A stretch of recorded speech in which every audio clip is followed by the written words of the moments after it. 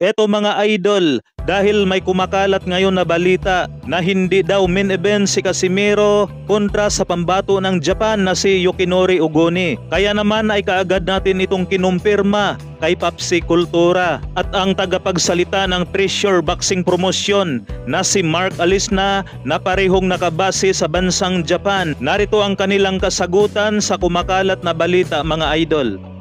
Pinas Boxing TV. Bro Papsi, ano yung kumakalat na balita na hindi daw main event si Champ Tata? Si Saludar daw main event dahil may OPBF title. Bro, Pinas Boxing TV, ang mga maniniwala lang doon, mga ta, tsaka mga bo, mga inutil. Hello bro.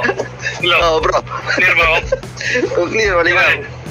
Sana ba? Yes, sabi ni Bro Pinas Boxing, kumakalat daw na balita, yung mga nagkalat dyan, mga bob. Laki-laki ng poster. Pakita yung poster. Nakita naman nila yun eh. Mga ano lang yan, mga nakaasar. Kasi laki-laki ng poster. Nakalagay Ogoni Casimero. Tapos sa mo hindi main event. Tapos kanina si Matix, yung bobong security guard. Maraming security guard na matalino. Tsaka may dignidad. Pero yung taong yun, wala. Yun. Sabi mo, ginagaya si SB. Pareho sila ni SB. Kayo ba na naman nandito, maniniwala pa ba kayo sa mga pinagsasabi ni SB? Sabi niya dati, hindi sa Paradise City ang laban. Sabi niya, walang laban si Casimero. Meron, sa Paradise City nangyari. Sabi niya, kapag sa Japan ang laban ni Casimero, $5,000. Nakita niyo naman magkano kinita ni Casimero sa balita. Tapos ngayon sasabihin niya, hindi main event. Maniniwala pa rin ba kayo doon? Di ba? At ito isipin nyo Treasure Boxing Promotion na ito, hindi na kasama si Mark. Si Mark, Treasure Boxing Promotion yan, no? Hindi yan na nauna nagsabi. Sino ba ang boxer, pinaka-top boxer ng Treasure Boxing Promotion ngayon? Binanggit na rin dito kanina, si Casimero. Tapos hindi nila i-main event. Tanga ba sila? Yun ang purpose ng event, para makalaban si Inoue. Para si Inoue, tapos hindi mo i-main event yung mismong top fighter nyo? I-main event mo yung galing sa talo?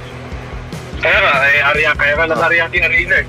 Tapos ang banat kanina ni Matix, si Jake Paul lang daw ang pwede na maging main event na hindi 12 rounds fight. So ibig mo sabihin kung si Jake Paul kasi sikat at siya lang ang may karapatan maging main event, ibig sabihin sobrang sikat ni Champ. Kasi 10 rounds lang siya tapos siya yung main event. Di ba? Oh. Ibig sabihin ganun kasikat si Champ kagaya ni Jake Paul. Kung sabi mo si Jake Paul lang ang pwede maging main event na hindi 12 rounders, si Champ ganun siya ngayon. Di sikat na si Jake Paul. Sa'yo galing mismo yon, natangang gwardiya ka, di ba? Oh.